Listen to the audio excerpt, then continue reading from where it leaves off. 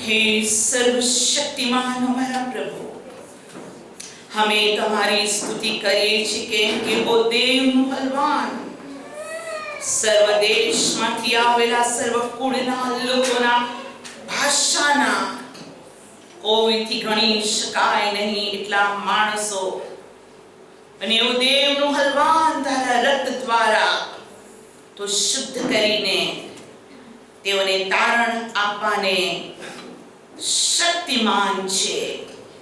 તમારો ખૂબ જ મહિમા થાવ અને મેં હાલેલુયાથી તને ધન્યવાદ આપીએ છીએ, કેમ કે ઓ મારા આકાશમાંના અમારા પ્રભુ, ધન્યવાદની સાથે આરાધનાની કરતા અમે કહીએ છીએ કે ઓ સર્વ શક્તિમાન પ્રભુ, આદરમાન મહિમા સ્તુતિને યોગ્ય અમારા સ્તુતિના દરેક શબ્દ તમારી આગળ માન્ય થાઓ, પ્રભુ ઈસુના નામમાં.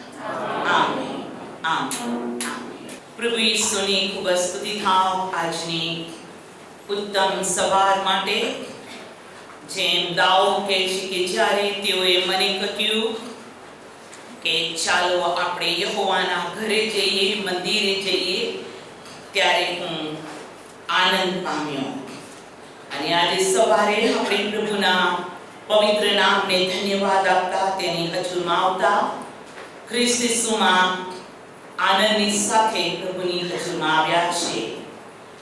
પ્રભુનું વચન પ્રભુના સેવકના મુખના દ્વારા એમ કહે છે કે હજારો દિવસો કરતા તારા આંગણામાંનો એક દિવસ શ્રેષ્ઠ છે, ઉત્તમ છે. દુષ્ટતાના તંબુમાં રહેવા કરતા મારા દેવના મંદિરનું દરવાન થવું મને વધારે સારું લાગે છે. તો આજે સવારે આપણે પ્રભુનો ખૂબ આભાર માનીએ કે દેવે આપણને બહાર નહીં પરંતુ દેવે આપણને અંદર બોલાવ્યા છે. Praise the lord. પ્રભુની ખૂબ સ્તુતિ થાવ, તેના નામને ધન્યવાદો. અને શાસ્ત્ર કહે છે પ્રભુના નામને ધન્યવાદો કે દેવ પોતાના પવિત્ર સ્થાનમાં ભયાવહ છે. અને બે કે ત્રણ એક મન એક ચિંતના થઈને નમે પિતાનું વચન કહે છે કે હું તેઓની મધ્યે હાજર છું. તો આપણા પ્રભુની ઉત્તમ હાજરી માટે પ્રભુનો હું ખૂબ આભાર માનું છું, પિતાની બહુ સ્તુતિ કરું છું. અને એની સાથે પ્રભુના નામને ધન્યવાદ આપતા જેટલા પણ ભાઈ બહેનો આજે ફેસબુકમાં, ઓનલાઈન કે ઓફલાઈન ચર્ચમાં તમે આવ્યા છો, આપ સર્વનો પ્રભુ ઈસુ ખ્રિસ્તના નામમાં હું આવકાર કરું છું. અને આપણા તાના પ્રભુ ઈસુ ખ્રિસ્તની સ્તુતિ કરતા આપણા તાના પ્રભુ ઈસુ ખ્રિસ્તના નામમાં પ્રેમી સલામ થાઓ. અને સર્વશક્તિમાન પ્રભુની કૃપા તથા શાંતિ આપ સર્વના જીવનો પર અધિક થાઓ. આમેન.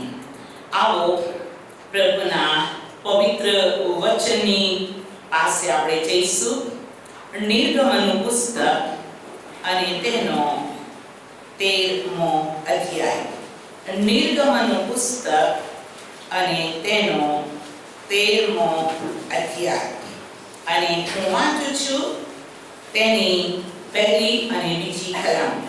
નિર્ગમન 13મો અધ્યાય, પહેલી બીજી કલમ.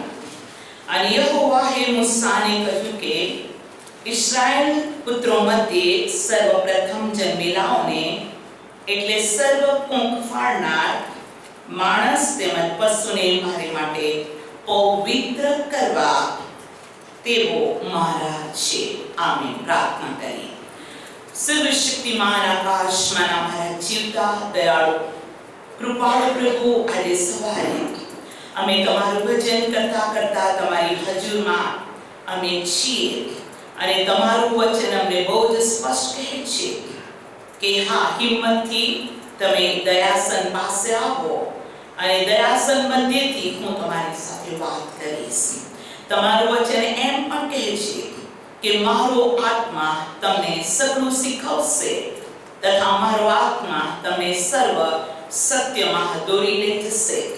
માટે જે વચન તમારા દ્વારા અમારી પાસે આવ્યું છે, જે મુદ્રાંકિત દેવનું વચન છે, આ વચન માટે અમારી એવી પ્રાર્થના છે કે ઓ મારા આકાશમાંના મારા પ્રભુને મારા બાપ, આ વચનથી મને અને તમારા સર્વ બાળકોને તમે આશીર્વાદ આપો. વચનથી અમે શુદ્ધ થઈએ, વચનથી અમે બોધ પ્રાપ્ત કરીએ, વચનથી અમે ઉત્તેજન સુધારો પ્રાપ્ત કરીએ અને એમ ખ્રિસ્તમાં અમે વૃદ્ધિ પામીએ. પ્રભુ ઈસુ ખ્રિસ્તના નામમાં amen. Amen. Praise the Lord. પ્રભુનો ખૂબ જ આભાર. સર્વશક્તિમાન પરમેશ્વરની આપણે દિલની ગહેરાઈથી પરમેશ્વરનો આપણે ખૂબ આભાર માનીએ છીએ અને આપણે પ્રભુની બહુ સ્તુતિ કરીએ છીએ. અને આ દિવસોમાં આપણા તારનાર પ્રભુ ઈસુ ખ્રિસ્તની આપણા સર્વને માટે એવી ઈચ્છા છે કે આપણે બધા આ પ્રથમ ફળના આશીર્વાદોથી ભરપૂર થઈએ. મતલબ કે જ્યેષ્ઠ પુત્રપણાનો આશીર્વાદ આપણા ઉપર હંમેશા રહે અને આ જ્યેષ્ઠ પુત્રપણાના આશીર્વાદ માટે આપણા જીવનની અંદર જે બાબતોની જરૂર છે, જે સાવચેતીની જરૂર છે, જે સુધારાની જરૂર છે, જેને પ્રાપ્ત કરવાની જરૂર છે, કે જેથી પ્રભુનું વચન કહે છે બહુ જ સ્પષ્ટ, પ્રભુનું વચન કહે છે કે પ્રથમ જન્મેલાઓને મારા માટે પવિત્ર કરવા, કેમ કે તેઓ મારા છે. જેટલા પ્રથમ જનિત છે તેઓને પવિત્ર કરવા, કેમ કે તેઓ મારા છે. નિર્ગમન 34 ની અંદર પણ પ્રભુનું વચન 19મી કલમની શરૂઆતમાં કહે છે સર્વ પ્રથમ જનિત મારા છે. સર્વ પ્રથમ જનિત મારા છે. અને તેથી આપણા તારનાર પ્રભુ ઈસુ ખ્રિસ્તની મરજી, ઈચ્છા એવી જ છે કે જે તેના છે તેને પવિત્ર કરવામાં આવે. હાલેલુયા. પ્રભુની બહુ સ્તુતિ થાય. અને દેવે તેના વચન દ્વારા ગયા દિવસોની અંદર આપણી સાથે વાત કરી કે સર્વશક્તિમાન પરમેશ્વરની નજરમાં કયા લોકો પ્રથમ અથવા જ્યેષ્ઠ પ્રથમ જનિત છે કે પ્રથમ ફળ છે. આપણા કુટુંબમાં આપણો નંબર કોઈ પણ કેમ ન હોય, પહેલું જન્મેલું સંતાન કે છેલ્લું જન્મેલું સંતાન કે વચ્ચોટ હોઈએ, પણ પ્રભુ ઈસુ આપણને જે વચન સમજાવી રહ્યા છે અને એ વચન માટે પ્રભુ આપણને એક પ્રથમ ફળ વિશે બહુ જ સ્પષ્ટ ગયા દિવસોની અંદર સ્પિરિચ્યુઅલ, આત્મિક, શારીરિક શરીર દેખીતી બાબતો નષ્ટ થશે એમ હું નહીં, બાઇબલ કહે છે જે દ્રશ્યમાન છે તે નષ્ટ થશે, પણ જે અદ્રશ્યમાન અત્યારે આપણને નથી દેખાતું, પણ જે અદ્રશ્યમાન આત્મિક બાબત છે, આત્મિક સૃષ્ટિ છે, બાઇબલ કહે છે તે સદાકાળની છે. અને તેથી પ્રભુ આપણા જીવનની અંદર ટેમ્પરરી બ્લેસિંગ્સ કરતા પરમનન્ટ બ્લેસિંગ માટે પ્રભુ ચાહે છે. એનો મતલબ એવો નથી કે જે ટેમ્પરરી બ્લેસિંગ, મતલબ ટેમ્પરરી એટલે શું? જ્યાં સુધી આપણું જીવન પૃથ્વી ઉપર છે દેહપણાના સમયની અંદર, ત્યારે આપણા દેહની જરૂરિયાતો માની જે બ્લેસિંગ્સ છે તે પ્રભુ લઈ લેવા નથી માંગતો. આ શારીરિક શરીર વિશે પ્રભુનો ભક્ત કહે છે હું જુવાન હતો અને હવે હું ખરડો થયો, પરંતુ ન્યાયના છોકરાને મેં ભૂખ્યા કે ભીખ માંગતા જોયા નથી. લાઈફ 70 વર્ષ 80 વર્ષ બળના કારણે એથી અધિક પણ હોય અને ઉત્પત્તિ 6 અધ્યાય પ્રમાણે વેરી રેર પ્રભુનું વચન કહે છે કે હું મનુષ્યનું આયુષ્ય 120 વર્ષનું કરીશ. તો ખૂબ ઓછા લોકો 120 years જીવી શકે છે. પરંતુ તમે જાણો છો તે પ્રમાણે પૃથ્વી ઉપર આયુષ્યના દિવસો તથા બાઇબલ કહે છે અંતના સમયની અંદર પ્રભુનું વચન કહે છે તેના પસંદ કરેલાઓની ખાતર તેને દહાડાને ટૂંકાવી નાખ્યા છે. માટે માણસ કેટલા વર્ષ જીવે તે અગત્યનું નથી, પણ જેટલા વર્ષ તે જીવે છે તેટલા વર્ષોમાં તેનો સ્પિરિચ્યુઅલ સંબંધ, એનો આત્મિક સંગત, એનો આત્મિક વ્યવહાર દેવની સાથે હનોક અને એલિયાના જેવો રહે. બાઇબલ કહે છે કે હનોક દેવની સંગાથે ચાલ્યો અને દેવે તેને ઉંચકી લીધો. એલિયા માટે એમ કહેવામાં આવ્યું છે રાજાઓ પહેલો રાજા 17મા અધ્યાયમાં, હું 30મી એલિયા જીવતા દેવ યહોવાના સન્મુખ ઉભો રહેનાર ઈશ્વર ભક્ત છું.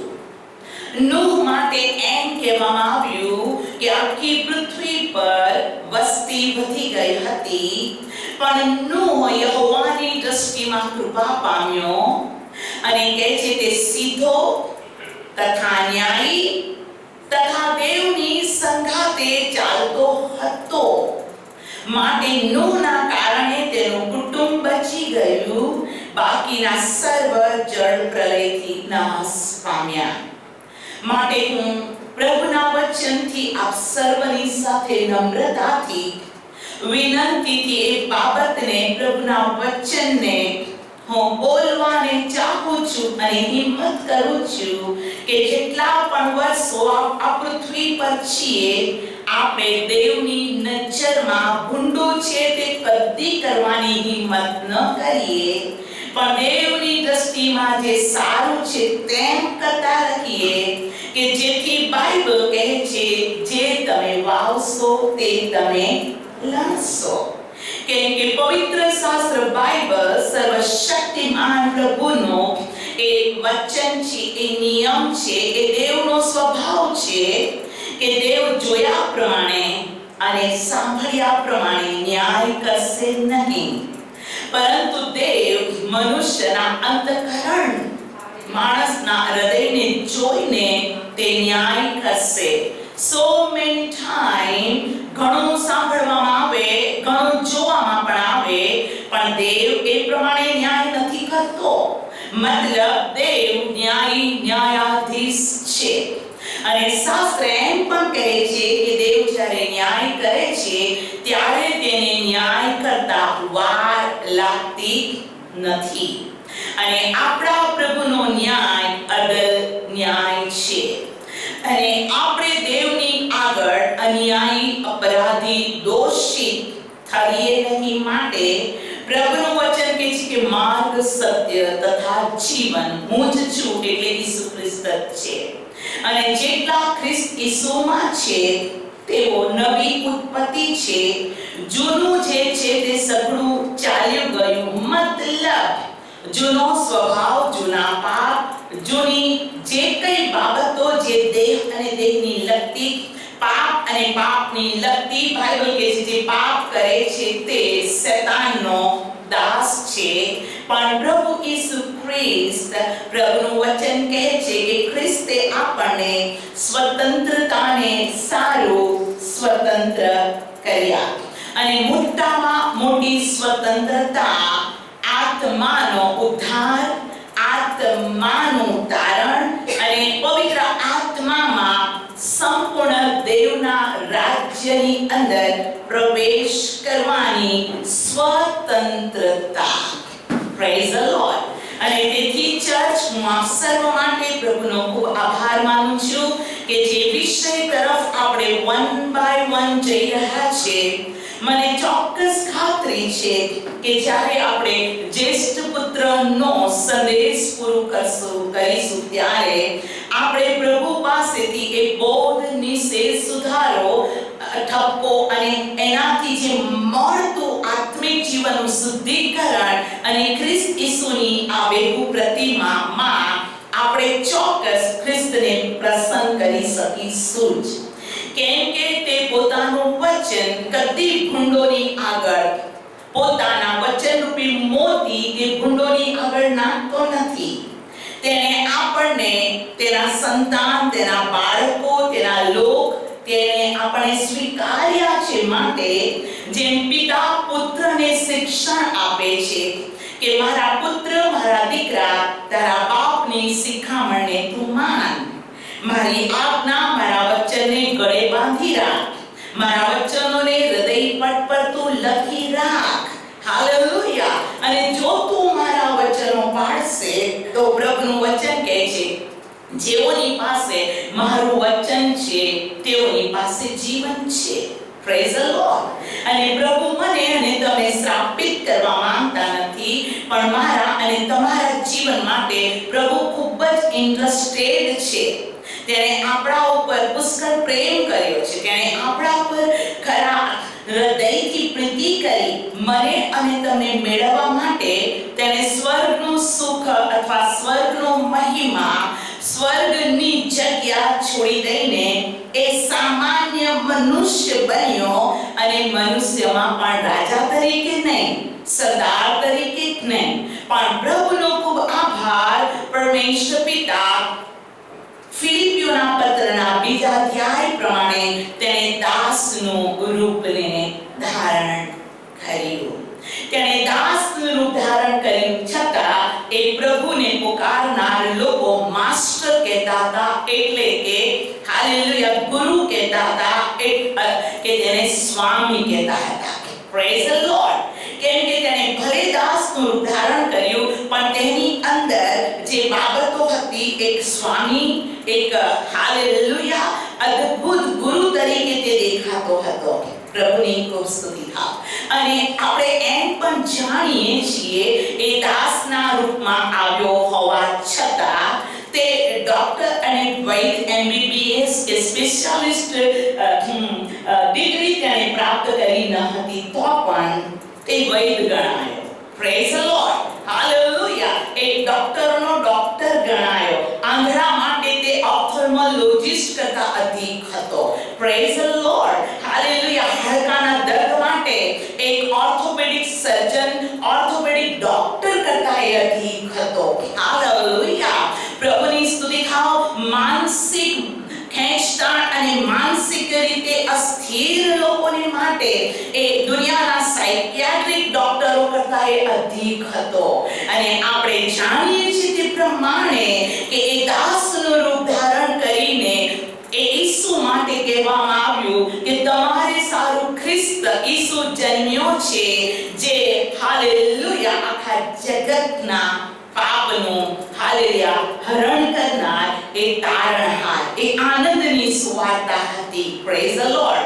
અને તેથી આપણે પ્રભુનો ખૂબ આભાર માનીએ.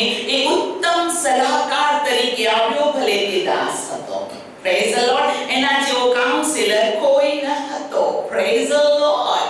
પ્રભુની ખૂબ સ્તુતિ થાવ એ પ્રભુની અદ્ભુત બાબતો માટે. એ દાસનું રૂપ લઈને આવ્યો છતાં તે રાજાઓનો રાજા અને તે પ્રભુઓનો પણ પ્રભુ ગણાયો. અને તે છે એ મહાન પ્રભુ મને અને તમને આ જ્યેષ્ઠ પુત્ર, મતલબ કે પ્રથમ જનિત માટે ગયા સંદેશ માટે સાંભળી ચૂક્યા છીએ કે કોણ પ્રથમ ફળ. અને એ વચન વિશે યાકૂબ 1:18 પ્રભુનું વચન જોઈ ગયા. તેણે પોતાની ઈચ્છાથી સત્યના વચન દ્વારા આપણને જન્મ આપ્યો, જેથી આપણે તેના ઉત્પન્ન કરેલાઓમાં પ્રથમ જેવા થઈએ. Praise the lord.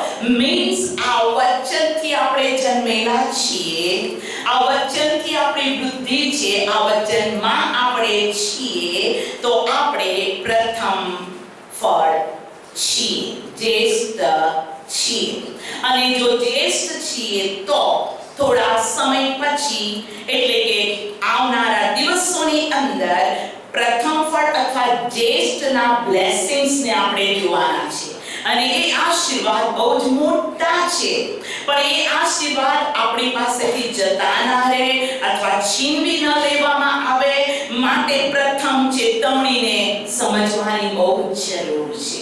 તમે કોઈ પણ ઇન્સ્ટ્રુમેન્ટ્સ કે કશું એવું બાબતને જુઓ તો ત્યાં પહેલા ચેતવણી લખેલી છે. દાખલા તરીકે હું તમને એક્ઝામ્પલ આપું.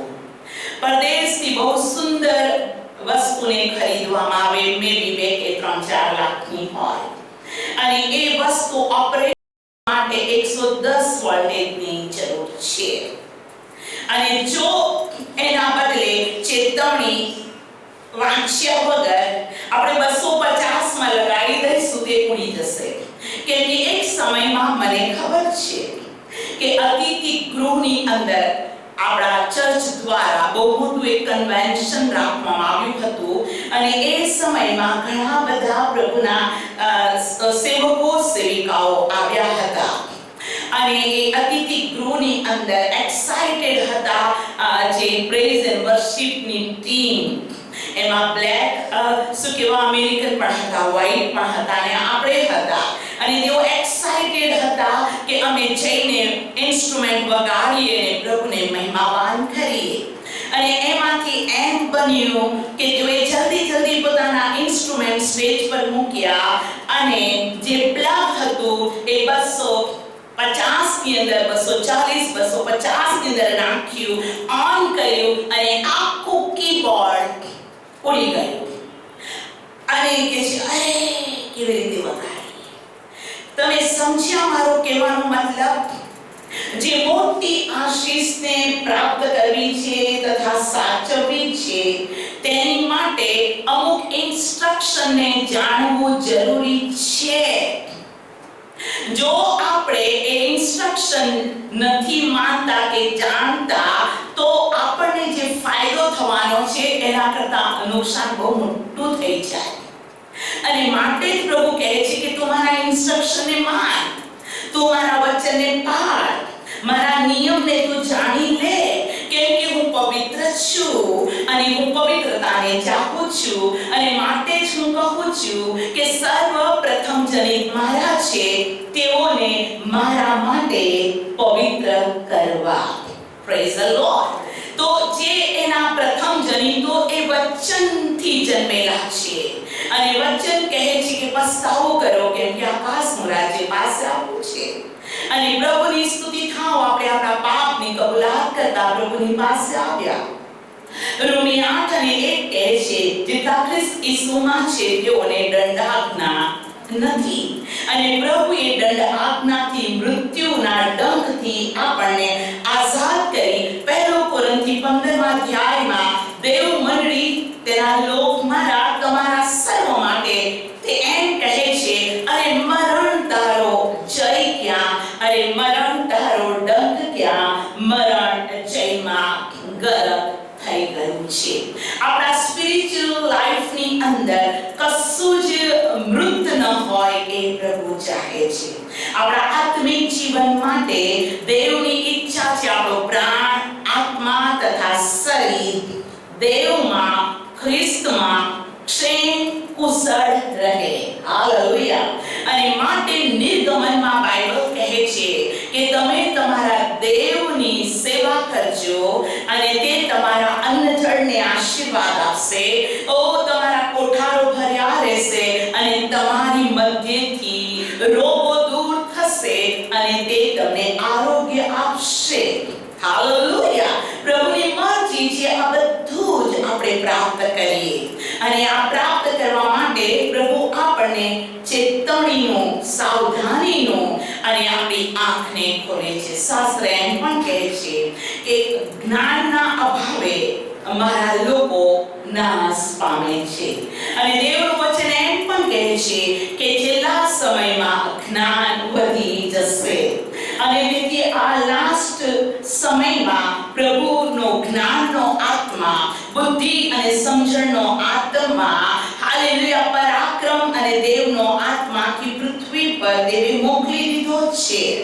અને આ પવિત્ર આત્માના અવાજ વિશે સાતે સાત મંડળીને પ્રભુ કહે છે, જેને સાંભળવાને કાન હોય તે સાંભળે. દેવનું રાજ્ય કદી ફોર્સફુલ નથી. દેવનું રાજ્ય રાજી ખુશીથી છે. અને માટે બાઇબલ ગીતશાસ્ત્ર 112 માં કહે છે કે રાજી ખુશીથી જે તેની આજ્ઞાઓ પાળવામાં ખુશ છે, આનંદ કરે છે, તેનો ભય રાખે છે, તેને ધન્ય છે. હાલેલુયા. પ્રભુ તો જસ્ટ એમ જ કહે છે કે હું કોને મોકલું, મારા માટે કોણ જશે? પ્રભુનું દરેક વચન મનુષ્યના ફ્રી વિલ પર છે. પણ આ ફ્રી વિલનો ઉપયોગ માણસ અજ્ઞાનતામાં કે મૂર્ખતામાં કરે છે, તો એ અજ્ઞાનતા અને મૂર્ખતામાં ફ્રી વિલનો ઉપયોગ કર્યાથી માણસ મરણને ભેટે છે. નંબર 2, જે વ્યક્તિને સત્યનું જ્ઞાન થયું હોવા છતાં એ સત્યના જ્ઞાન વિશે તે બેદરકાર રહે છે, આજ્ઞા પર આજ્ઞા, નિયમ પર નિયમ, વચન પર વચન હોવા છતાં જે વ્યક્તિ કૃપાનો દુરુપયોગ કરે છે, તે બાળકો માટે દેવનું વચન બહુ જ સ્પષ્ટ કહે છે કે જે જાણી જોઈને દેવની કૃપાને દૂર કરી અપરાધ કરતા જે વ્યક્તિ કોઈ પણ હોય, જો તે અટકતો નથી, તો તેની માટે બાઇબલ કહે છે એવાઓની માટે બીજી વાર પ્રભુ વધસ્તંભ પર ચડાવવાને આવવાનો નથી, પણ એવી વ્યક્તિઓ માટે માત્ર પ્રભુનો કોપ જ રહેલો છે. અને તેથી પ્રભુને બહુ સારું લાગે છે કે તેનું આગમન નજદીક છે. અને આગમનની નિશાનીઓ પણ, મારી એક નિશાની અત્યારે આપણે ફેમિલિયર છે. બાઇબલ કહે છે માર્કની લખેલી સુવાર્તાના 24મા અધ્યાયની અંદર કે આ પૃથ્વીનો અંત વિશે શિષ્યો કહે છે કે તારા આગમન અને પૃથ્વીના અંત, પૃથ્વીનો નાશ વિશે પ્રભુ શું નિશાની છે? પ્રભુએ ઘણી નિશાનીઓ આપી. એમાંની એક નિશાની કે છે લડાઈઓ, અને લડાઈઓની અફવા તમે સાંભળશો. અને આપણી આંખ આગળ તો લડાઈઓ થઈ રહી છે. એટલા નાના બાળકો મરી રહ્યા છે, સ્ત્રીઓ મરી રહ્યા છે. ભારત દેશના ઘણા વિદ્યાર્થીઓ તમે જાણો છો યુક્રેનની અંદર ફસાઈ ચૂક્યા છે, અને બોમ્બાર્ડમેન્ટ ચાલુ છે. પુષ્કળ નુકસાન છે. ચારે જગ્યાએ આગ જણી છે. પ્રભુનું આગમન નજદીક છે. પૃથ્વી પરથી હું શાંતિને લઈ લઈશ. છેલ્લા સમયમાં પૃથ્વી પર હરેક જગ્યાએ અશાંતિ, અશાંતિ, અશાંતિ, અશાંતિ પ્રભુના આગમનની નિશાની છે. પૃથ્વી પર માટે બાઇબલ કહે છે માણસનો દીકરો પૃથ્વી પર આવશે ત્યારે તેને વિશ્વાસ જળશે કે શું? અને ઘણા બધાનો વિશ્વાસ કષ્ટો, દુઃખો, અન્યાયના કારણે તેઓનો વિશ્વાસ ઓછો થઈ ગયો છે કે ખૂટી ગયો છે, કે વિશ્વાસનું વહાણ તૂટી ગયું છે, કે તેઓ ડગમગી ગયા છે. અને ઘણા કહે છે શું પ્રાર્થના, પ્રાર્થના, પ્રાર્થના, કઈ પ્રભુ પ્રાર્થના નથી સાંભળતો. સારું થવાના બદલે ગુંડું થતું જાય છે. હું પ્રાર્થના નહીં કરું, હું બાઇબલ નહીં વાંચું. અને ઘણા બધા લોકો એ રીતે પરીક્ષણ પર જઈ પામવાના બદલે, વધસ્તંભ ચકવાના બદલે, સહન કરવાના બદલે, ધીરજ રાખવાના બદલે, વિશ્વાસ રાખવાના બદલે તેઓનું વિશ્વાસનું ફળ અથવા પવિત્ર આત્માનું ફળ વચનની અંદર દ્રઢ મજબૂત ન હોવાથી એ ફળ કાચું ખરી પડે છે. અને પ્રભુની ઈચ્છા નથી કે મનુષ્યની એવી હાલ થાય. અને માટે આપણો પ્રભુ પોતાના વચનોથી આપણને સજાગ કરી રહ્યો છે. અને તેથી ગયા સન્ડે આપણે પ્રભુનું વચન બહુ જ સ્પષ્ટ રીતે સાંભળી ગયા. અને જે વચન હેબ્રીઓના પત્રમાંથી આપણે જોયું હતું, અને એ વચનમાં બહુ જ સ્પષ્ટ હેબ્રીઓનો પત્ર 12મા અધ્યાયની અંદર પ્રભુએ આપણી સાથે વાત કરી. હેબ્રી 12 અને 16 બાકી ઘણું એના વિશે આપણે સાંભળી ગયા. રખીને કોઈ વ્યભિચારી થાય અથવા એસાવ કે જેણે ભોજન માટે પોતાનું જ્યેષ્ઠ પણ વેચી દીધું તેના જેવો અભ્રષ્ટ થાય. જ્યેષ્ઠ પુત્રપણાનો આશીર્વાદનો નાશ કરનાર બે બાબત છે. નંબર 1, હલકું ગણવું, જે એસાવે કર્યું તે પુત્રપણાના હકને વેચી દીધો. મારે શું કામ છે, મને ભૂખ લાગી છે. નંબર 2, વ્યભિચાર. અને ગયા સન્ડે વેરી ક્લિયર પ્રભુનું વચન આપણે જોઈ ગયા, પણ હું વાંચીશ. પહેલું કાળુતાન 5મો અધ્યાય 1લી કલમ. ઇસ્રાયેલના જ્યેષ્ઠ પુત્ર રેઉબેનના પુત્રો, કેમ કે તે જ્યેષ્ઠ હતો, પરંતુ તેણે પોતાના બાપનો પલંગ અશુદ્ધ કર્યાના લીધે તેનો જ્યેષ્ઠપણાનો હક ઇસ્રાયેલના પુત્ર યુસુફના પુત્રોને આપવામાં આવ્યો, અને વંશાવળી જ્યેષ્ઠપણાના હક પ્રમાણે ગણવાની નથી. વ્યભિચારી.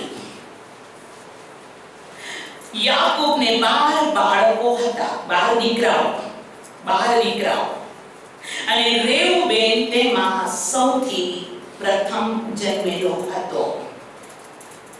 અને આ દીકરા વિશે જો તમે જુઓ તો ઉત્પત્તિનું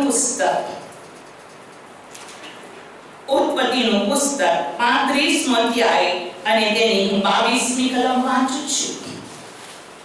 આ બાઇબલમાંથી કશું કાઢી નાખવાનું નથી, ઉમેરવાનું નથી. આ વચન ચેતવણી, સુધારો, આશીર્વાદ માટે છે. ઉત્પત્તિ 35મો અધ્યાય 22મી કલમ. એમ થયું કે ઇસ્રાયેલ તે દેશમાં રહેતો હતો ત્યારે રેઉબેન પોતાના બાપની પત્ની બિલ્હાની પાસે જઈને તેની સાથે સૂઈ ગયો, ને તે ઇસ્રાયેલના સાંભળવામાં આવ્યું. હવે ઉત્પત્તિનું પુસ્તક અને તેનો 49મો અધ્યાય અને 1લી કલમ એમ કહે છે, અને યાકૂબે તેના દીકરાઓને બોલાવીને કહ્યું, તમે એકઠા થાઓ કે છેલ્લા દિવસોમાં તમને જે વીતશે તે હું તમને જાહેર કરીશ. જેમ ઈસહાકે યાકૂબને આશીર્વાદ આપ્યો તેના ઘડપણમાં, એમ હવે યાકૂબ પોતાના 12 દીકરાઓ વિશે કંઈક બોલી રહ્યો છે. અને એ બાબતમાં એ પોતાના દીકરાઓ માટે આ પ્રમાણે કહે છે. બીજી કલમ. યાકૂબના પુત્ર, તમે એકઠા થાઓ ને સાંભળો ને તમારા બાપ ઇસ્રાયેલની વાતને કાન ધરો. દીકરાઓ, ઇસ્રાયેલ, યાકૂબના શબ્દોને કાન ધરો. ત્રીજી કલમ. રેઉબેન, તું જ્યેષ્ઠ પુત્ર, મારું બળ તથા મારા પુરુષત્વનું પ્રથમ ફળ, મહત્વની ઉત્તમતા તથા શક્તિની ઉત્તમતા છે. એનો જ્યેષ્ઠ પુત્ર હતો, 100%, ફર્સ્ટ બેબી બોર્ન. પણ ચોથી કલમમાંથી દુઃખી છે. દુઃખી થઈને શું કહે છે? પાણી જેવો અસ્થિર હોવાથી તો ઉત્તમતા પામશે નહીં. બોલો, પાણી જેવો અસ્થિર હોવાથી તો ઉત્તમતા પામશે નહીં. ઉત્તમતા તારી હતી, બ્લેસિંગ તારું હતું, પરંતુ તું અસ્થિર હોવાથી તું ઉત્તમતાને પ્રાપ્ત કરશે નહીં. કેમ કે તું તારા બાપની પથારી પર ગયો ને તેને ભ્રષ્ટ કરી, મારા બિછાના પર તે ચડ્યો. તમે જુઓ, એનું બ્લેસિંગ કટ ઓફ. રખેલી કોઈ વ્યભિચારી કે એસાવના જેવો ખોરાકને માટે જ્યેષ્ઠ પુત્ર વેચી ના થાય. તમે જો કેટલું મોટું બ્લેસિંગ રેઉબેનનો કટ થઈ ગયો. અસ્થિર, બોલો અસ્થિર. પ્રભુનું વચન આપણને મંડળીને કહે છે કે પ્રભુમાં તમે સ્થિર થાઓ, પ્રભુમાં તમે મજબૂત થાઓ. પ્રભુ અસ્થિર મનને બ્લેસ કેવી રીતના કરી શકશે? એની ઈચ્છા તો છે કે તું ઉત્તમ છે, તારી ઉત્તમતાને માટે મેં તને જન્મ આપ્યો છે, તું મારું પ્રથમ ફળ તરીકે જન્મ્યો, પણ તારું મન અસ્થિર હોવાના કારણે તું ઉત્તમતા પ્રાપ્ત કરશે નહીં. આજે પ્રભુ પોતાની મંડળી, પોતાના લોક, પોતાના બાળકોને બહુ જ સ્પષ્ટ કહે છે કે તમારું મન અસ્થિર ન રહે. અસ્થિર મનવાળો માણસ પોતાના બધા કામની અંદર ફેલ છે. અને યાકૂબના પત્રમાં આ પ્રમાણે લખ્યું છે, બે મન વાળો માણસ. યાકૂબનો પત્ર તેનો પહેલો અધ્યાય, અને હું વાંચું છું પ્રભુનું વચન. તેની 5મી કલમથી વાંચું છું. યાકૂબ 1:5 તમારામાં કોઈ જ્ઞાનમાં પૂર્ણ હોય તો દેવ જે સર્વને ઉદારતાથી આપે છે ને ઠપકો આપતો નથી, તેની પાસેથી તે માંગે એટલે તેને આપવામાં આવશે. પરંતુ કંઈ પણ સંદેહ રાખ્યા વિના વગર વિશ્વાસથી માંગવું, કેમ કે જે કોઈ સંદેહ રાખે છે તે પવનથી ઉછળતા અફડાતા સમુદ્રના મોજા જેવો છે. એવા માણસે પ્રભુ તરફથી તેને કંઈ મળશે એવું ન ધારવું. 8મી કલમ, બે મન વાળું માણસ પોતાના સગળા કાર્યમાં અસ્થિર છે.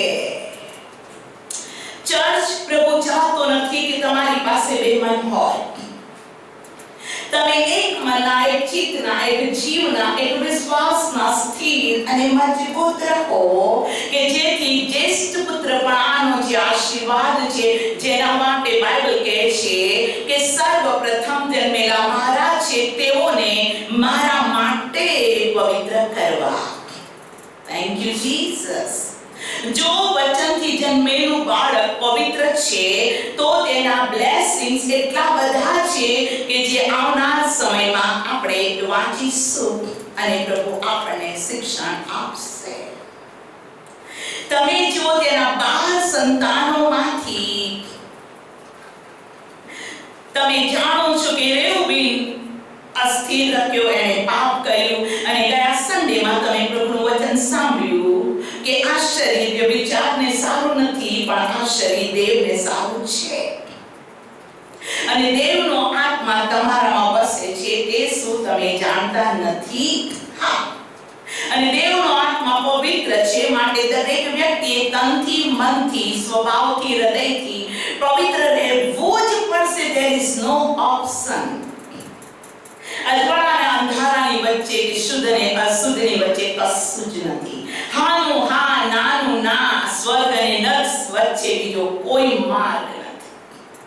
અને તેથી પ્રભુ જ્યારે એનું આગમન નજદીક છે, લડાઈઓ અને તોફાનો અને શું કહેવાય કે મરકી ને અશાંતિ અને બધું ઘણું છેલ્લા સમયમાં થઈ રહ્યું છે. ને છેલ્લા સમયમાં બાઇબલ કહે છે કે તેના પસંદ કરેલાઓને સતાવવામાં આવે છે, અને ઓલરેડી સતાવણી છે.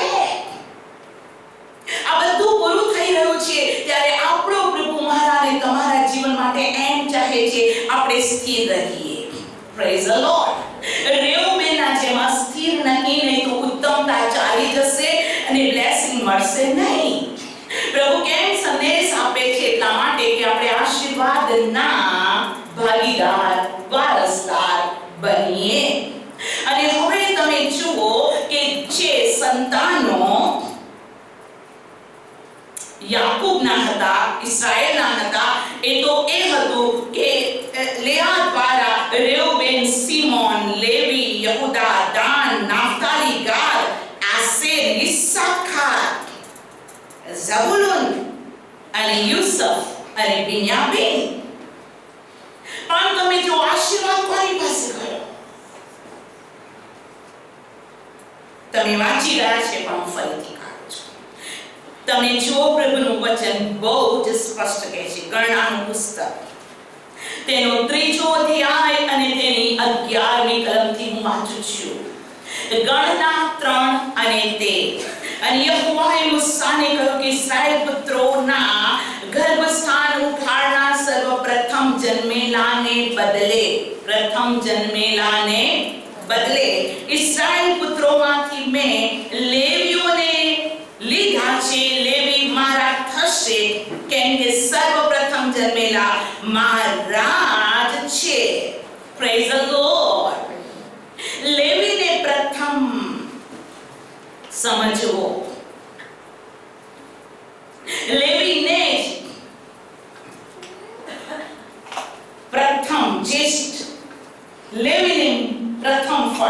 જ્યેષ્ઠ કણ. બાકીના આગળના 3 પ્રભુ સીધો કોની પાસે આવ્યો? લેવી. રેઉબેનને પણ જવા દીધો, સિમોનને પણ જવા દીધો અને લેવીને તેણે પસંદ કર્યો. Praise the Lord. હાલેલુયા. પ્રભુના બાળકો, હું આજ આપને કહું છું, પસંદ કરવાનું કામ પ્રભુનું છે, બ્લેસિંગ આપવાનું કામ પ્રભુનું છે. ઈશાઈને તો કેટલા બધા દીકરાઓ હતા, 7 ને 60 માં લઈ જઈ અને પ્રભુએ દાઉદ વિશે કીધું, આ મારો પસંદ કરાયેલો છે, મને મારો મનગમતો માણસ મળ્યો છે. દેવની પસંદગી માટે માણસ કદી પણ પોતાનો દાવો નહીં ચલાવે. તમે મને પસંદ કર્યો નથી, મેં તમને પસંદ કર્યા છે. તમે જાઓ અને શું કરો? ઘણા ફળ આપો. જેને પ્રભુ પસંદ કરે છે તેને પ્રભુ નાશ કરવા, સુકાઈ જવા કે શ્રાપ આપવા માંગતો નથી, પણ તેના પસંદ કરેલાઓ ફળવંત રહે. દેવની મરજી છે. હાલેલુયા. અને પસંદગી માટે કોઈ બાબતો દેવની આગળ ટચ નહીં ચાલે. બાકી દેવે મૂસાને પસંદ કર્યો, હારૂનને પસંદ કર્યો, આ કે જેને બી પસંદ કર્યા, XYZ, કોઈ બી. અને પ્રભુ કહે છે કે મારા અભિષિક્તોને છેડશો ના. દેવે પોતાનું સ્ટાન્ડર્ડ રાખ્યું છે, જેને તેને પસંદ કર્યા છે. અને અભિષિક્ત ગુનો કરે છે તો અભિષિક્તોને કઈ શિક્ષા કરવી એ માણસોનો પ્રોબ્લેમ નથી, એ દેવની વાત છે. દેવે મૂસાને પસંદ કર્યો, હારૂનને, અને દોથાન, અબીરામ અને કોરાને ગુસ્સો આવ્યો. તમે જ પોતાને મોટા મનાવો છો. તમારી સાથે દેવ બોલે છે, અમારી સાથે પણ બોલે છે, હમ કિસી સે કમ નહીં. કેટલા લોકો સાથે લીધા? 250. ગણના 16 ઘરે જઈને વાંચો. 250 નું એક જૂથ બનાવ્યું. કોની વિરુદ્ધ? મૂસાને, હારૂનને વિરુદ્ધ. અને દેવે કીધું હટી જાઓ, હું એક નવું કામ કરું છું. ભૂમિ ફાટી અને બધાને ગળી ગઈ. આ તો જજમેન્ટ દેવનો છે. પણ મૂસાએ જ્યારે પાપ કર્યું, તમને ખબર છે, ઇસ્રાયેલ પુત્રોને મૂસા દ્વારા અરણ્યથી કનાન તરફ લઈ જવામાં આવ્યું. અને દેવે કીધું, મૂસા ખડકને લાકડી માર. તેણે લાકડી મારી અને પાણી નીકળ્યું. પણ બીજી વાર દેવે કીધું, ઓ મૂસા, તું ખડકને કહે કે તે પાણી આપે. પણ મૂસાએ ખડકને કહેવાના બદલે લાકડી મારી અને દેવે કીધું, ઓ મૂસા, તે ઇસ્રાયેલ મધ્યે મને મોટો માન્યો નથી, માટે તું કનાન જોશે, પણ કનાનમાં પ્રવેશ પામશે નહીં. પણ દોથાન, અબીરામ અને કોરા, એની પાસેના 250 લોકોને તો પ્રભુએ બખ્શ્યા જ નહીં. અને તમે જાણો છો, ગણના 16 ની અંદર એ 3 ના સ્ત્રી, છોકરા, બધું નષ્ટ તો થયું. જમીન તેઓને ગળી ગઈ. 250 માણસો ઉપર અગ્નિ તો પડ્યો, પણ મરકી ફાટી નીકળી. ત્યારે ઓલરેડી 14,700 મરણ પામ્યા. પણ જ્યારે મૂસાને, હારૂને પ્રાર્થના કરી ત્યારે મરકી બંધ પડી. સો પરમેશ્વર તેના પસંદ કરેલાને ઓનર આપે છે. પણ પસંદ કરાયેલાના વિરુદ્ધ જેઓ ઉઠ્યા છે, તેઓ દેવની વિરુદ્ધ છે, કેમ કે તેઓને દેવની ઈચ્છા ગમતી નથી. Very serious. પ્રભુના બાળકો, આપણે ચર્ચ છે, આપણે પ્રભુની મંડળી છે, અને ઓલવેઝ આ બાબતને ગંભીરતાથી સમજીએ. વન ફેમિલી, મૂસા, હારૂન અને મરિયમ. લેવી ખબર, કેમ કે લેવીને પ્રભુએ જ્યેષ્ઠ પુત્ર પણ હક આપ્યો. પણ એક દિવસે હારૂન અને મૂસા ચામ કરી, માફ કરો, હારૂન અને મરિયમ ચામ ભાઈ બહેન ચામ અને પ્રભુએ સાંભળી. અને પ્રભુએ કીધું, આવો, મારે તમારે કશું કહેવું છે. અને પ્રભુએ મરિયમ અને હારૂનને કીધું કે આખી પૃથ્વીના પૃષ્ઠ ઉપર મારો સેવક મૂસા સૌથી નમ્ર છે, તેની વિરુદ્ધ બોલતા તમે કેમ ગભરાયા નહીં? અને તરત મરિયમ ભાઈ કોળી થઈ ગઈ. અને કોળી કેવો ડિઝીઝ એ જમાનામાં કે તે છાવણીમાં રહી શકે નહીં. અને હારૂને પોતાની બહેનને જોયું અને હારૂન કહે છે, ઓ અમે તારા દાસ છીએ, ઓ અમારા માટે પ્રાર્થના કર. મૂસાએ પ્રાર્થના કરી. પ્રભુએ કીધું કે મેં પ્રાર્થના સાંભળી છે, હું એને સાજાપણું આપું છું. પણ તે છાવણીની બહાર 7 દિવસ રહે. એ ભાઈ બહેનની મગજમારી ઇસ્રાયેલ પુત્રોને 7 days તેઓની યાત્રા અટકી ગઈ. અને જ્યારે એ શુદ્ધિકરણનો સમય આવ્યો અને મરિયમ છાવણીમાં આવી ત્યારે મેઘસ્તંભ અને અગ્નિસ્તંભ ચાલવા લાગ્યો. ચર્ચ, પ્રભુ એ ન્યાયાધીશ પવિત્ર છે અને બાઇબલ કહે છે ન્યાય કરવો એ મારું કામ છે. મારો સેવક રોંગ હશે તો મેરા પાપને નહીં ચલાવો, કેમ કે તે પાપનો પોષક નથી. એ પાપીઓ પર પ્રેમ કરે છે, પણ પાપને તે આંખની નહીં ચલાવે, કોઈ પણ કેમ ના હોય. આ બાઇબલની અંદર એક ગંભીરતા છે અને તેથી બાઇબલ કહે છે નિશ્ચય જાણો કે દેવ પોતાના પવિત્ર સ્થાનમાં છે. સો પ્રભુનું વચન કહે છે ફસલ પાકી ચૂકી છે, મજૂરો થોડા છે. ફસલના ધણીની પ્રાર્થના કરો કે ફસલને એકઠી કરવા દેવ પોતાના મજૂરોને મોકલે, જેઓને તેને કામ આપ્યું છે તેને મોકલે. તો ચર્ચની એક બહુ જ મોટી દેવ તરફથી ચર્ચની શું કહેવાય જવાબદારી છે કે પ્રભુના સેવકો માટે નિત્ય પ્રાર્થના કરો. પાઉલ કહે છે મારી માટે પ્રાર્થના કરો. અરે પાઉલના તો કપડા અડધા માંદા સાજા થઈ જતા હતા, ભૂતોય નીકળી જતા હતા. પાઉલના દ્વારા અસાધારણ ચમત્કાર પણ થયા, પણ એ પાઉલ કહે છે મારા માટે પ્રાર્થના કરો. ચર્ચ એ બહુ જરૂરી છે કે ચર્ચ પોતાના સેવકો સેવિકાઓની માટે પ્રાર્થના કરે. એક જ ટીમ વર્ક છે, એ મિનિસ્ટ્રી છે. મંડળી એક છે, મંડળી અનેક નથી, શરીર એક જ છે. કોઈને હાથનું સ્થાન, કોઈને પગનું સ્થાન, કોઈને આંગળીનું સ્થાન, કોઈને અંગૂઠાનું સ્થાન. એ તો ગોડ ડિઝાઇન સૃષ્ટિકર્તા બનાવનાર. તેથી ચર્ચ હું આજ આપને કહેવા માંગુ છું કે રેઉબેન પ્રથમ હતો, સિમોન બીજો હતો, પણ દેવે લેવીને કહ્યું કે જ્યેષ્ઠ કોણ બનશે? લેવી બનશે. અને લેવીઓ માટે પ્રભુનું વચન બહુ જ સ્પષ્ટ કહે છે કે લેવી પ્રથમ ગણાય. તમે એમ કહેશો કે ઓ બાપરે, મારે ઇસ્રાયેલમાં લેવી કુળમાં જન્મવાનું હતું. હું આજ આપને કહું છું આત્માની અંદર, ઓ હાલેલુયા, બહુ જ સ્પષ્ટ કહું છું આત્માની અંદર લેવી કોણ છે? જેને પ્રભુએ સેવા કરવાનું કીધું છે. Praise the Lord, hallelujah. જેને પરમેશ્વરે બોલાવટ આપી છે, જેઓને પ્રભુએ પસંદ કર્યા છે. પ્રભુના બાળકો દેવની નજરની અંદર હું આપને બહુ જ સ્પષ્ટ કહું છું કે દેવે તેઓને લેવીનું કામ આપ્યું છે.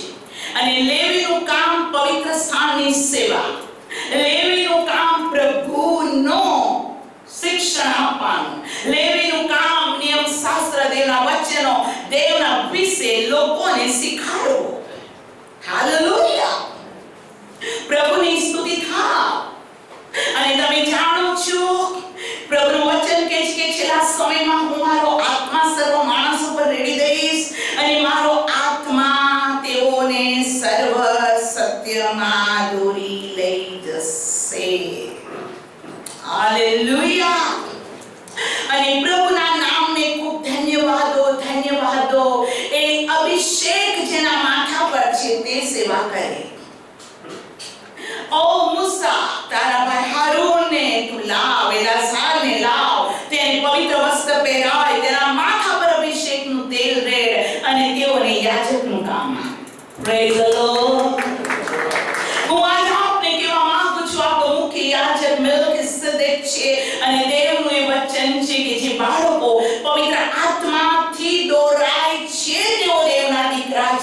જેઓના માથા પર દેવનો અભિષેક છે અને દેવની આજ્ઞા પ્રમાણે ભજન કરનારા તેઓ લેવી છે, બાકી ગરબડ છે.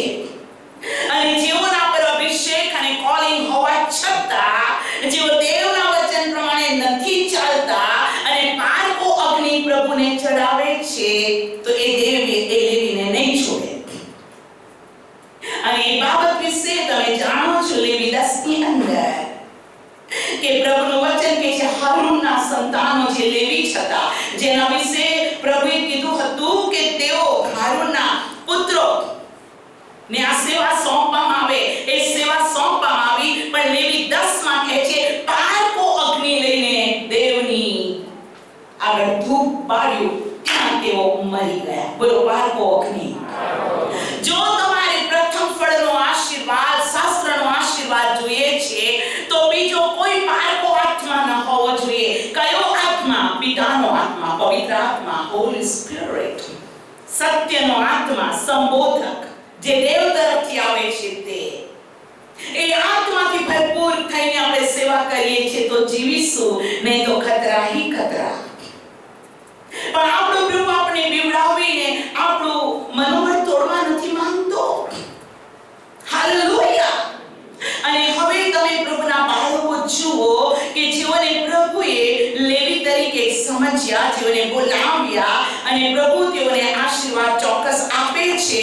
અને તમે જોઈ લીધું હેબ્રીઓના પત્રના 12મા અધ્યાયની અંદર તેમજ કાળવૃત્તાંત 5મા અધ્યાયની પહેલી કલમમાં કે વ્યભિચારના પાપના કારણે રેઉબેનનો જ્યેષ્ઠ પુત્રપણાનો હક જતો રહ્યો. તેનો જે હક હતો એ યુસુફના દીકરાઓને આપવામાં આવ્યો. તેની વંશાવળી કટ ઓફ થઈ ગઈ અને લેવીને પ્રભુએ યાજક પદ આપી તેઓને જ્યેષ્ઠ પુત્રપણાનો હક આપ્યો. આ આપણે સમજીએ. હવે હું આપને કહું છું કે શાસ્ત્રના વચન પ્રમાણે વ્યભિચાર વિશે પ્રભુ શું કહે છે. નિર્ગમન પુસ્તક અને તેનો 20મો અધ્યાય, અને હું વાંચું છું તેની 14મી કલમ. નિર્ગમન 20 અને 14 બહુ જ નાની કલમ છે. તું વ્યભિચાર ન કર. આ આજ્ઞા કોણે લખી? દેવે શિલાપાટી પર યહોવાના હાથથી દેવે પોતે પોતાની આંગળીથી આ 10 આજ્ઞા આપી. તેમાંની એક આજ્ઞા તું વ્યભિચાર ન કર. 10 આજ્ઞામાંથી એક આજ્ઞા. હાલેલુયા. આ 10 આજ્ઞાવાળી શિલાપાટી કરાર કોષમાં હતી.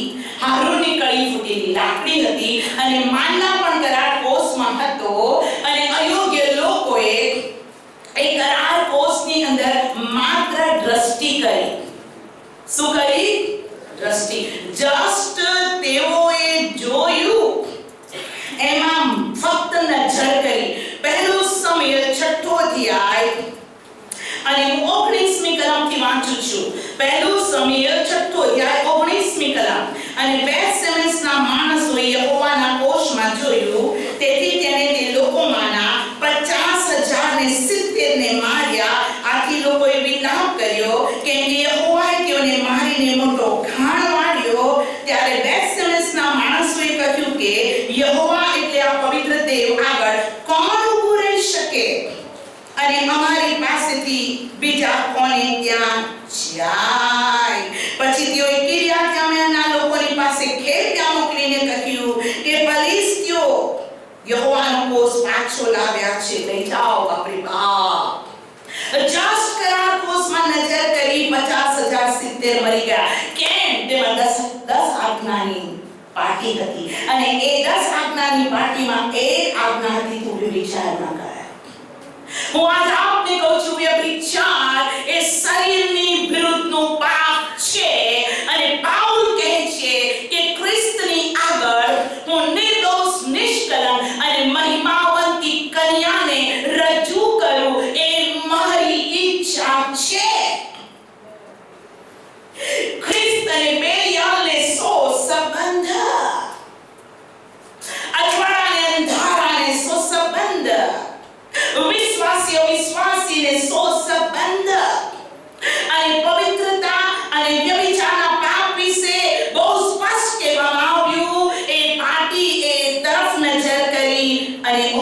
તેના બાળકો 50,070 મરી ગયા. પ્રભુનું વચન શું કહે છે?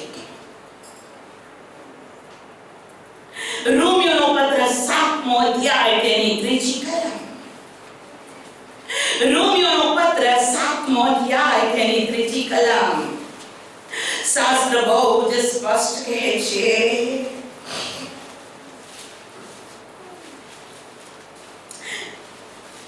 હું 7મા અધ્યાયની બીજી કલમથી વાંચીશ. કેમ કે જે સ્ત્રીને પતિ છે તે પોતાના પતિના જીવતા સુધી તેની સાથે નિયમથી બંધાયેલી જ હોય છે. પણ જો તેનો પતિ મરી જાય તો તે પતિ નિયમથી મુક્ત થાય છે. હવે પતિના જીવતા જો તે બીજો પતિ કરે તો તે વ્યભિચારણી કહેવાશે. પણ જો તેનો પતિ મરી જાય તો તે નિયમથી મુક્ત છે. તેથી જો તે બીજો પતિ કરે તો પણ તે વ્યભિચારણી નથી. એક સ્ત્રી એનો પતિ જીવે છે અને બીજા પતિ સાથે તેનો વ્યવહાર કે પતિ છે હું નહીં, બાઇબલ કહે છે તે વ્યભિચારી છે. અને ત્યાં માણસ પોતાના ફર્સ્ટ બોર્ન અથવા જ્યેષ્ઠ પુત્રપણાના આશીર્વાદ માટે ખતરો છે. તે ખતરો છે. તે ખતરો છે. પ્રભુ વ્યભિચારને શું કહે છે? તું વ્યભિચાર ન કર. માથીની લખેલી સુવાર્તાના 5મા અધ્યાયની અંદર પ્રભુ ઈસુ પોતે આ 10 આજ્ઞામાંની એક આજ્ઞા વિશે કહે છે. અને તેથી આપણા ચર્ચના બાળકો જો આ પવિત્રતામાં રહેશે તો પ્રથમ ફળ જ્યેષ્ઠ પુત્રનો આશીષ પામ્યા વગર દુનિયાની કોઈ તાકાત રોકશે નહીં. માથીની લખેલી સુવાર્તા 5મો અધ્યાય 27મી કલમથી વ્યભિચાર ન કર એવું કહેલું હતું એ તમે સાંભળ્યું છે. પણ હું તમને કહું છું કે સ્ત્રી ઉપર જે કોઈ ખોટી નજર કરે છે તેણે એટલામાં જ પોતાના મનમાં તેની જોડે વ્યભિચાર કર્યો છે. મતલબ પ્રભુ પોતાના લોકની આંખોને પણ શુદ્ધ રાખવા માંગે છે. કેમ કે આંખનું સ્થાન ક્યાં છે? આંખનું સ્થાન હું તમને બતાવું છું. માથીની લખેલી સુવાર્તા તેનો 6થો અધ્યાય તેની 22મી કલમ. માથી 6 અને 22.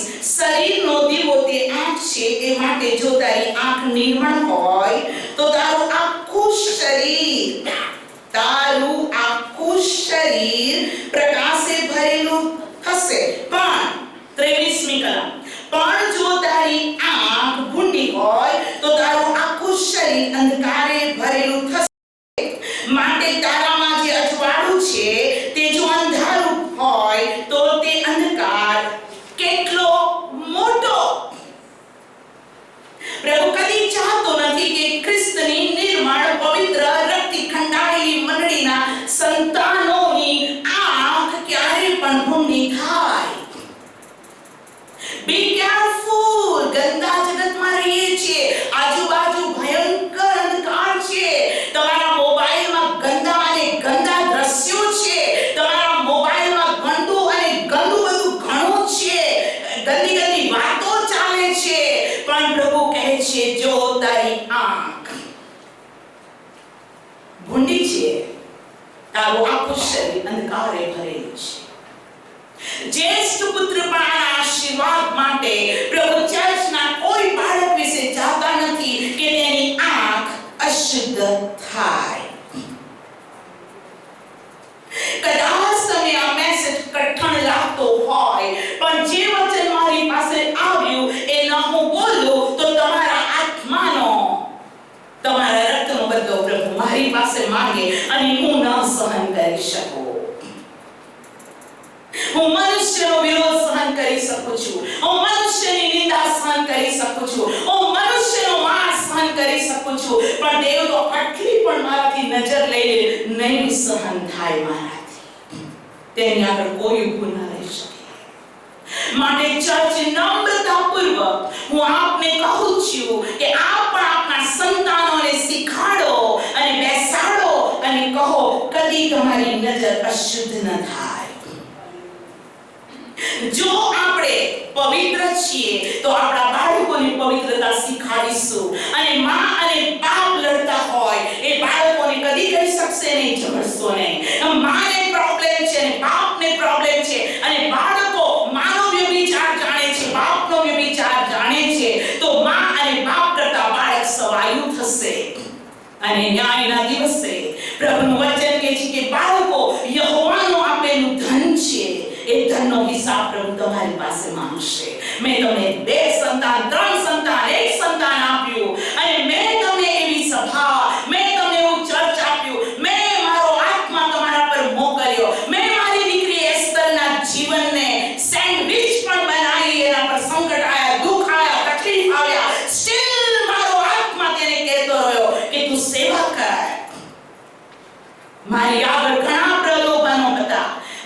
લાખો કરોડો રૂપિયાનો હું કહું છું કે પરદેશમાં મારા માટે સુંદર સુંદર નોકરીઓ હતી, ઘણું હતું, પણ એક બાજુ પ્રભુની સેવા કોણ કરશે? અને આ કોણ કરશે? દેવનો આત્મા હતો. કેમ કે જો કોઈ કામ માણસથી હોય તો એ ચોક્કસ તૂટી જશે, પણ જો દેવથી છે એ કામ નહીં તૂટે. અને એ વસ્તુનો મેં અનુભવ કર્યો છે. આઈ નો માય ક્રોસ. પણ મારે તમારી આગળ મારા દુઃખોને વર્ણવા કરતા મારા પ્રભુ તરફથી મળતા સુખોને વર્ણવું બહુ સારું છે.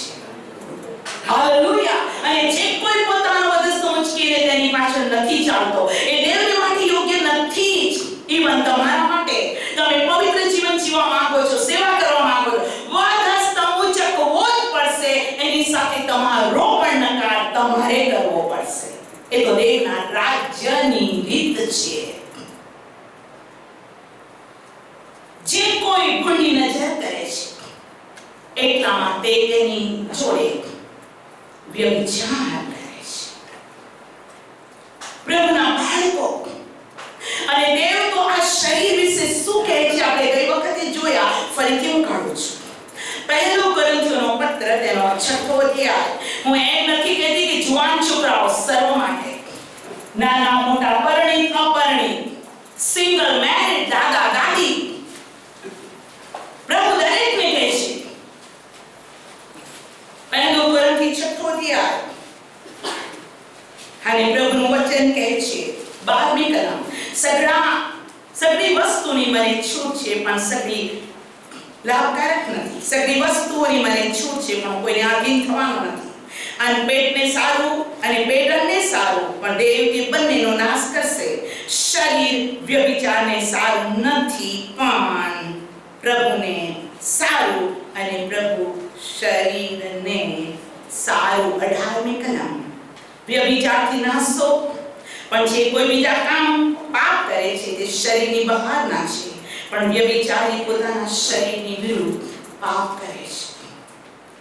સમજવાની બહુ જરૂર છે, બહુ જરૂર છે, બહુ જરૂરી છે.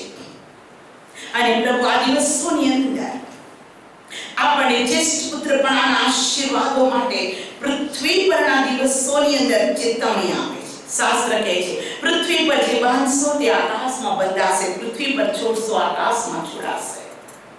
તો આપણું સ્પિરિચ્યુઅલ લાઈફ, જુવાન દીકરાઓ અને દીકરીઓ અને હરેક ઉંમરના બાળકો ચેક કરી આપણે પોતાના માટે આપણે ક્યાં છે.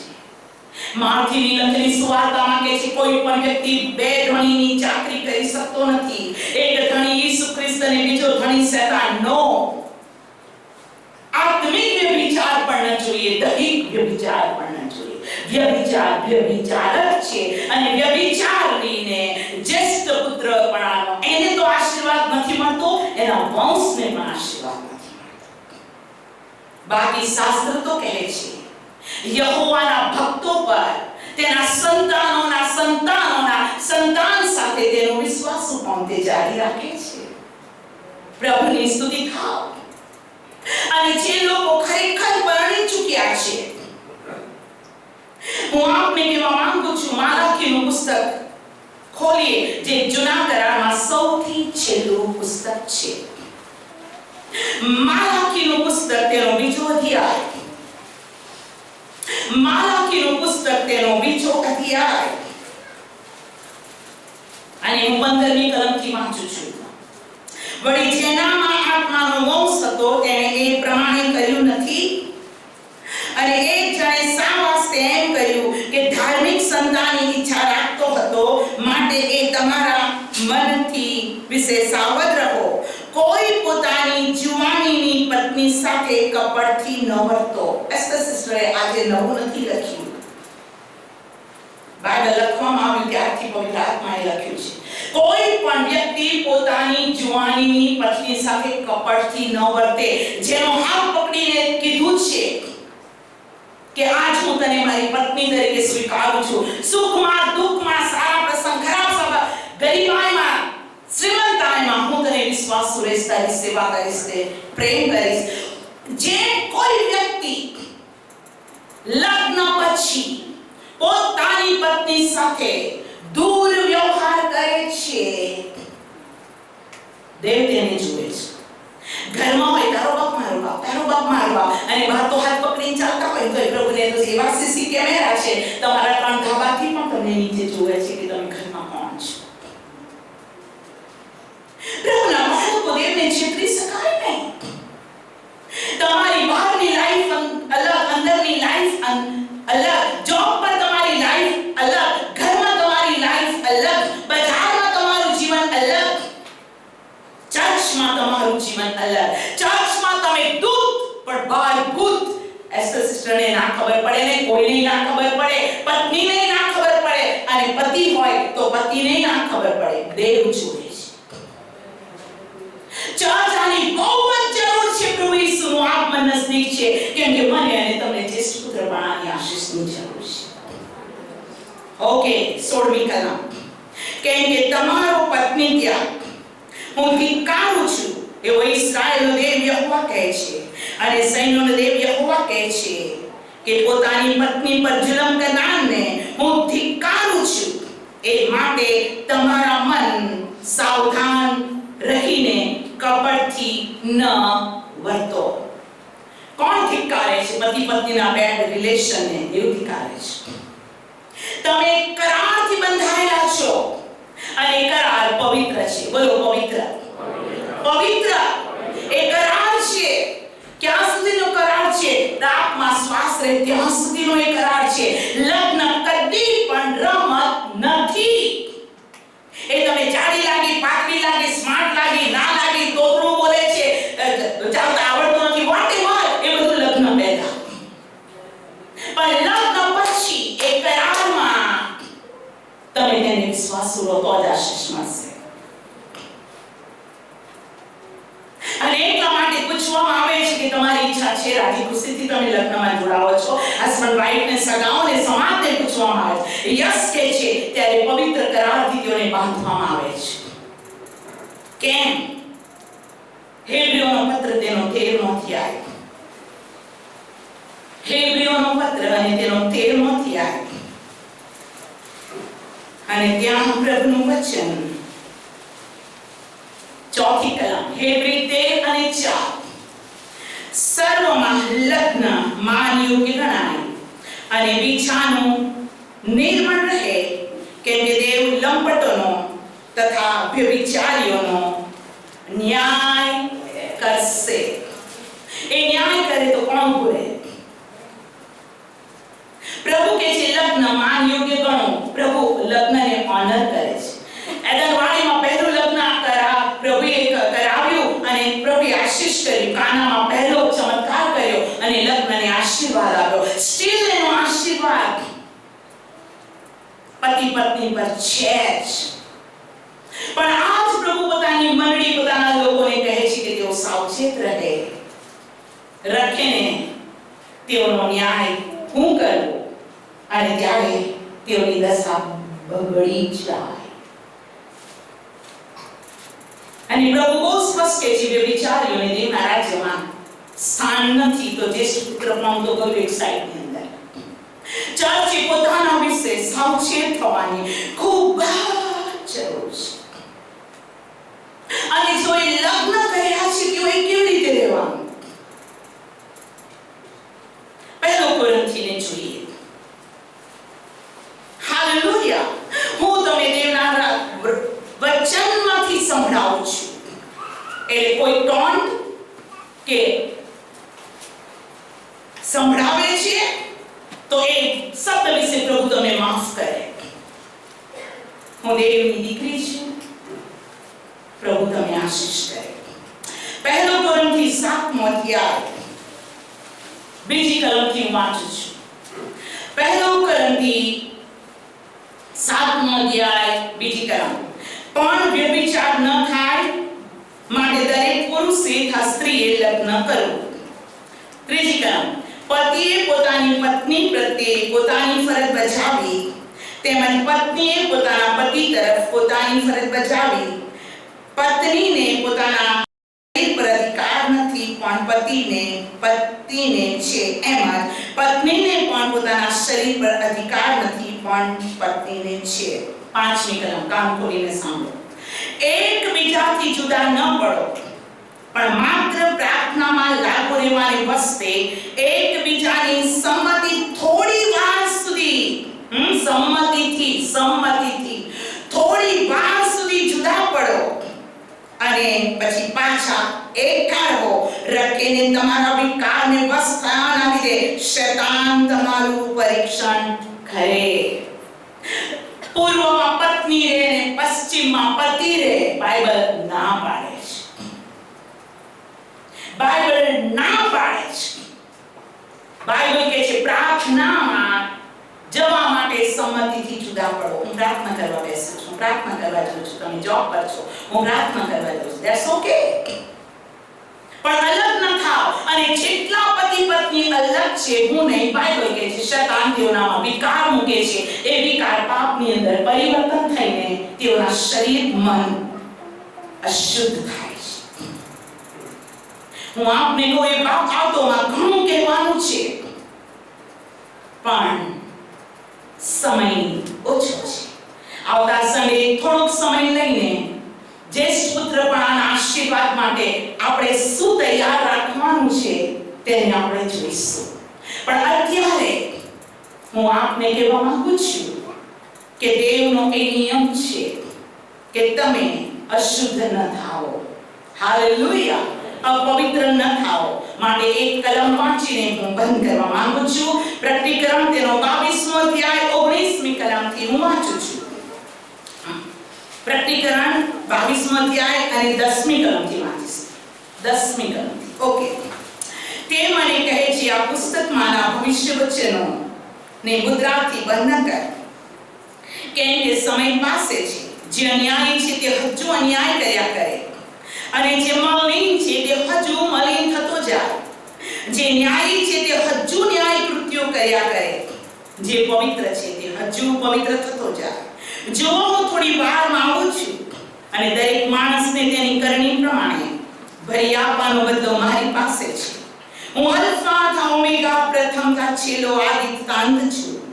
જીવનના ઝાડ પર તેઓને હક મળે અને તેઓ દરવાજામાં થઈને નગરમાં પ્રવેશ કરે. માટે જેઓ પોતાના વસ્ત્ર ધોવે છે તેઓને ધન્ય છે. કૂતરા, જાદુગરો, વ્યભિચારીઓ, ખૂનીઓ, મૂર્તિ પૂજકો તથા જે સર્વ અસત્ય ચાલે છે અને ઉચ્ચારે છે તેઓ બહાર છે. આવો ચર્ચ પોતાના પગ પર ઉભા થાય. દરેક વ્યક્તિ પોતાના પગ પર ઉભા થાય. તથા જેઓ ફેસબુક ઉપર સંદેશ જોઈ રહ્યા છે, પ્રભુ તમને પ્રેમ કરે છે, પ્રેમ કરે છે, પ્રેમ કરે છે કે તમારો આશીર્વાદ છીનવી ન લેવાય.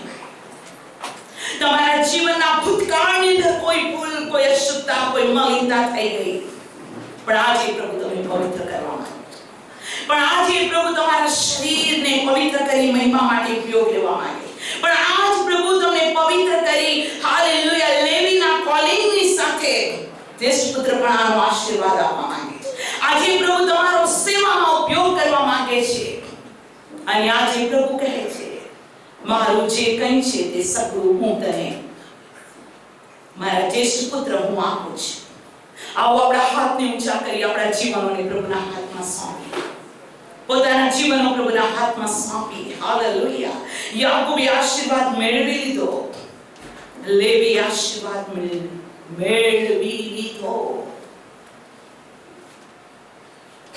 आओ આપણે પ્રભુની આગળ આપણા હાથ ઊંચા કરી આપણા જીવનો પ્રભુના હાથમાં સોંપીએ અને કહીએ કે ઓ પ્રભુ તું મને પવિત્ર કર, મને શુદ્ધ કર, રક્તમાં ધોઈ નાખ, જેથી તું કહે છે પ્રથમ ફળ મારું છે અને હું તારું જ રહું. સર્વશક્તિમાન પ્રભુ જે એ વચન જુવાનોને, બાળકોને, વૃદ્ધોને, મંડળીને આપવામાં આવ્યું એ ધારું છે દરેક વ્યક્તિઓને આ પ્રભુ અંધકારથી, અશુદ્ધતાથી, મલિનતાથી, વ્યભિચારના પાપથી તથા ભોજન માટેના પરમેશ્વર પિતા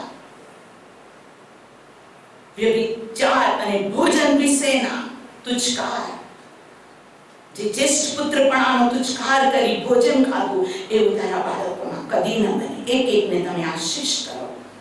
પવિત્ર તે કીધું છે તેઓને મારે સારું પવિત્ર કરવા તમે અમને દરેકને પવિત્ર કરો અને અમારામાં મહિમાવાન થાઓ. પ્રભુ ઈસુના નામમાં